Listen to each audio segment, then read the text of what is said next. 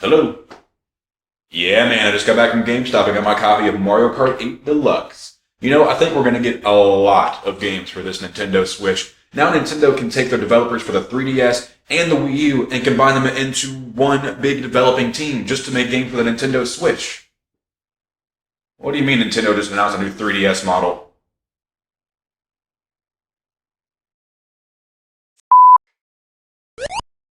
What's up everyone, my name is Trevor and I am the Gaming Goomba, and man, Nintendo is freaking weird.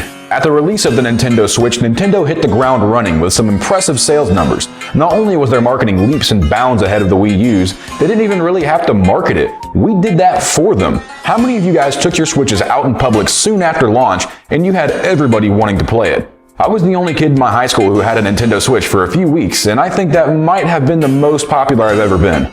It was a simple concept. Person buys fancy new Nintendo console. Said person takes fancy new Nintendo console into the wild. People see it, people want it, people buy it. It was complete and utter genius. So you'd think in April of 2017, fresh off their successful launch of the Nintendo Switch, Nintendo would be trying to think of ways to keep the Switches flying off the shelves like they've been doing. Well, if you thought that, you'd be wrong. On the same day as the release of the second big first-party title for the Nintendo Switch, Mario Kart 8 Deluxe, Nintendo decided, hey, let's announce a new model of a console that we'd honestly rather have everyone forget about so they could spend twice as much money on our brand new hybrid console. And then the new Nintendo 2DS XL was born. Remember earlier how I said Nintendo was weird? On April 27, 2017, the new Nintendo 2DS XL was announced to the world, and the response was a collective, what? Personally, this announcement frustrated me. The Nintendo Switch was the first console that I had bought with my own money on launch day, so I was ready to run full steam ahead into the lifespan of the Nintendo Switch. But here Nintendo was still dumping time and resources into the 3DS. Yeah, I know Nintendo came out multiple times saying, the Switch is not a replacement for the 3DS, we are still going to support 3DS owners. But guys, Nintendo tried to convince us the DS wasn't a replacement for the Game Boy Advance, and that thing was f***ing backwards compatible with the Game Boy Advance. Of course it was a replacement. So with all this built-up anger, what did I do to express my feelings on this? I bought one. I had the original 3DS model. It was the flame red and it was gorgeous. To this day, I still have zero clue what happened to it. I don't remember ever leaving the house with it. I don't remember going anywhere with it. One day, I just went to look for it on my nightstand and I couldn't find it. Keep in mind, I also lost two Game Boy SPs when I was a kid, a blue one and a silver one, so maybe I'm just terrible at keeping up with my stuff. Anyways, I eventually obtained the original 2DS model for my 17th birthday. I'm pretty sure the reason I got the original 2DS was because there was a couple games I'd missed out on since I lost my original Flame Red 3DS, mainly A Link Between Worlds, and the 2DS was only $80, so I figured, what the hell? I played that for a few years, and then I eventually gave it to my brother for his birthday when Pokemon X and Y came out, because he was a big Pokemon fan and wanted to play it, and I wasn't really using it anymore. Then in 2017, I got the Switch with my own money, and a year later for my birthday in 2018, I told my parents I wanted the new Nintendo 2DS XL, and honestly, I couldn't tell you why. I would like to tell you I bought it to play some other new games that I missed out on, like Samus Returns, but I never bought it. The only two games I bought were Super Mario 3D World and The Legend of Zelda: A Link Between Worlds, both of which I had already played before. Why did I buy this? The name of it alone is hilarious. It's like a Nintendo exec was sitting at my high school lunch table and heard one of my stupid friends say, hey guys, wouldn't it be funny if Nintendo made a new Nintendo 2DS XL? I think every time Nintendo released a new console or game and actually put the word new in the title, we all died a little bit inside because we knew one day when these things weren't actually new anymore, things were going to be all sorts of confusing. Hey Trevor, I just got this new Nintendo 2DS XL. Nintendo's making a new 2DS? F***ing finally! I've been waiting for 31 years! Well, it's not actually new. Nintendo released this in 2017, but they ran out of ideas, so they just decided to call it new.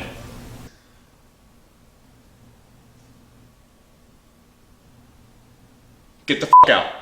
Alright, I guess we have to talk about this thing eventually, so I'll just go ahead and rip the band-aid off.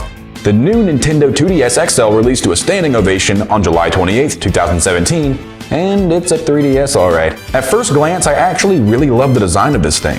Most 3DS consoles came with a complimentary fingerprint from some random person who works at the Nintendo 3DS factory, because almost all of them have that stupid glossy finish. The glossy finish looks really good for about a day, and then as soon as some 5-year-old looks at it and says, ooh, games, it's never the same. The new Nintendo 2DS XL has a matte finish, and it sounds really cool when you rub your fingernails over it, so that's definitely an upgrade. Before we open it up, on the outside we have our shoulder buttons with 2 additional buttons on top. That's fun. The volume sliders on the left. Also, our dual cameras have been moved to the bottom half of the console. I cannot wait to see how many photos I take that are ruined by my fingers blocking the lenses. On the bottom we have the power button, and the game card slot is actually on the bottom this time around, and in between those two we have our stylus. What the f is this? Were my hands really that small when I was 10 years old, or were styluses always incredibly tiny? And now we got the meat and potatoes, the inside of the console, which is where most of my problems came in.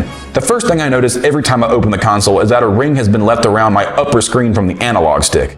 All it would have taken was a bigger lip on the top half of the screen to prevent this from happening. I know it's a minor complaint, but I just don't understand how a final design got approved where the analog stick is touching the screen when the system's closed. As far as the rest of the layout goes, it's fine.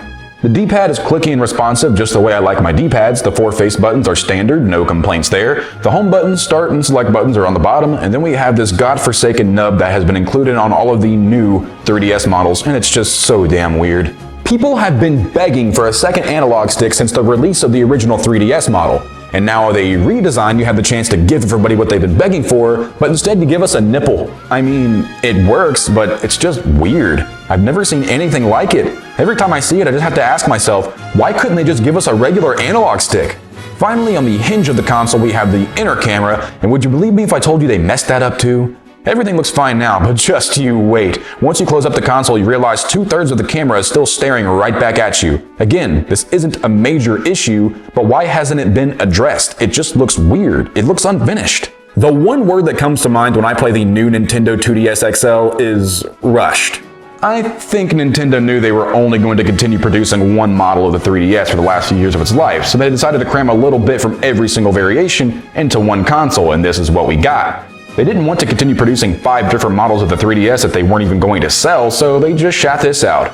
Honestly, I don't even know who this system is for. If you were looking for a 3DS that you planned on playing consistently for a long time, then I would say get it, but is there anyone who is in that boat right now? Most people who are looking for a 3DS in 2020 are like me. You missed out on a couple games, so you want to pick one up so you can play those select few games. But if you're only going to play a few games, why would you buy this when you can spend $70 less and get the standard 2DS? Overall, I don't hate this console. I wanted something to play 3DS games on for YouTube videos, and just in case I ever get the itch to play Mario Sports Superstars like every other sane human being.